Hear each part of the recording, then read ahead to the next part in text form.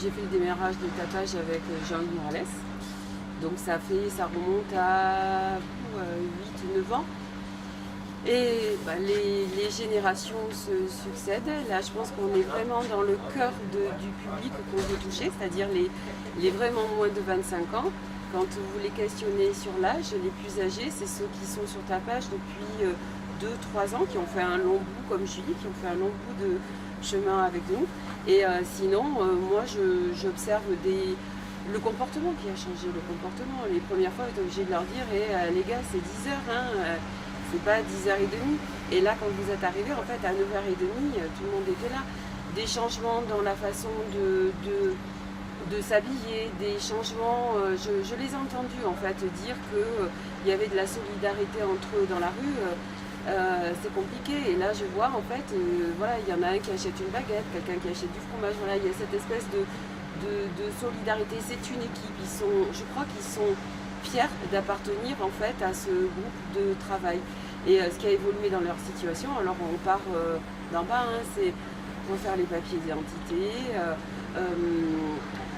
essayer d'assainir la situation sociale, c'est-à-dire essayer de revenir à l'amende initiale pour les amendes des SNCF, les amendes TBM, ils ont tout droit à des cartes de bus gratuites, les aider à les faire, les regarder avec eux de façon à ce qu'il y ait un budget, ils se retrouvent avec une certaine somme d'argent en fait, et leur dire, voilà, comment ça se fait que là cette semaine, tu te retrouves sans tabac, tu as été payé 100 € la semaine dernière, on peut peut-être essayer de voir, voilà, c'est le comportement général en fait qui change. Après, on a toujours cette difficulté en direction du logement, qu'on essaie de travailler avec les partenaires, mais sinon, non, s'il y avait 3 choses, c'est la ponctualité, cet esprit d'entraide dans le groupe, l'estime d'eux, en fait, ils sont fiers d'eux et je suis fière d'eux aussi. Comment vous faites pour les fidéliser? Parce que les débuts, ça doit être difficile.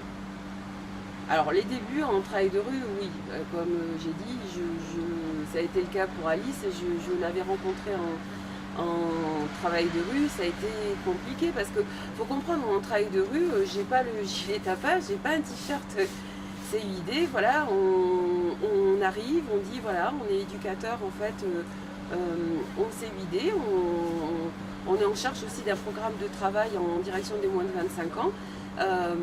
On peut peut-être se rencontrer pour en discuter si ça t'intéresse. C'est une alternative à la manche. Donc ça prend du temps, mais je pense que comme le travail de rue, c'est un travail de confiance en fait. Mais les premières fois où ils viennent à tapage, où ils commencent à bosser, c'est acquis ou on sent que... Non, généralement c'est assez acquis parce qu'on leur fait... La règle d'or avec Jean-Hugues, c'était de dire qu'on ne leur fait pas faire de travaux dégradants, entre guillemets. Quand il était question de ramasser des poubelles, bien sûr, des déchets on va ramasser, mais c'était pas ça. Et c'est pour ça que ici c'était un joli chantier parce que voilà, on touche un peu à tout. On va peindre des musées, on va s'occuper du jardin botanique peut-être dans un futur contrat. Non, la première fois qu'ils viennent, ils sont surpris en fait. Et puis ils sont beaucoup pris en charge par leur père. C'est-à-dire que les autres en fait, ah mais c'est la première fois que tu es sur ta page, tu vas voir, c'est cool, donc il y a ça, ça et ça à faire. Bien sûr, il est interdit de consommer de l'alcool sur les chantiers. On est un vrai travail et j'ai même plus besoin de faire mon boulot d'éduc, hein, moi. C'est eux entre eux, non, il n'y a pas de difficulté. La première fois, ils viennent un peu jauger, donc ils sont un peu sur la réserve, vraiment en mettant les gilets, en me disant ouais, c'est quoi qu'on va faire, ils savent pas trop. Les autres les incluent directement dans le groupe et en fait, ils sont fidélisés dès la première fois en fait qu'ils viennent travailler, quoi.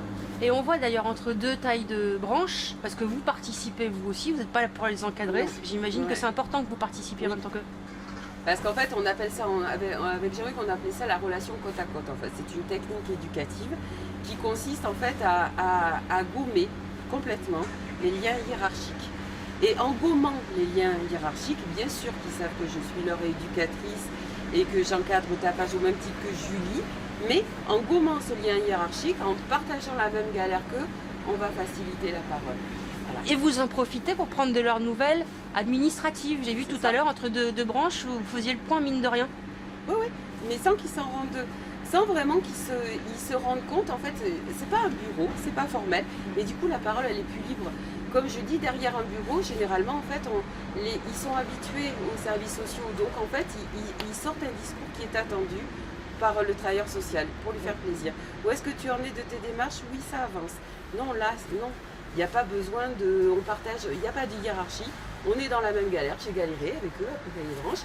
Et voilà, comme vous dites, c'est l'air de rien. C'est comme, moi, j'apparente ça, en fait, au trajet en voiture. Vous savez, quand vous êtes fâché avec quelqu'un, vous conduisez, le fait d'être côte à côte, le silence, il est tellement insupportable au bout d'un moment qu'on finit, en fait, par dire des choses et des choses plus vraies. On ne se regarde pas dans les yeux, on n'est pas dans un entretien duel.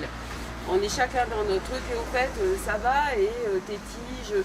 Et comme je disais tout à l'heure, et là, la prochaine fois, le foyer, c'est 5h30, c'est pas 6h20, sinon la place, elle est donnée à quelqu'un d'autre. Voilà. Mais c'est lâché comme ça. Et puis la personne, là, elle a la possibilité à n'importe quel moment de s'en aller. Si jamais ça lui va pas, que je la gonfle en fait. En gros, c'est comment ça s'est passé tes trucs? Ouais, je sais pas, je t'en parlerai plus tard. Et il s'en va. Et moi, petit à petit, j'y retourne. En fait, tu m'as pas dit en fait comment ça s'est passé. T'es pas obligé de m'en parler, hein, mais voilà. Dis-moi comment ça s'est passé. Et voilà. Et on a une parole qui est un peu plus vraie que on sort du discours attendu du jeune et du travailleur social. Alors, explique-moi où t'en es. Voilà.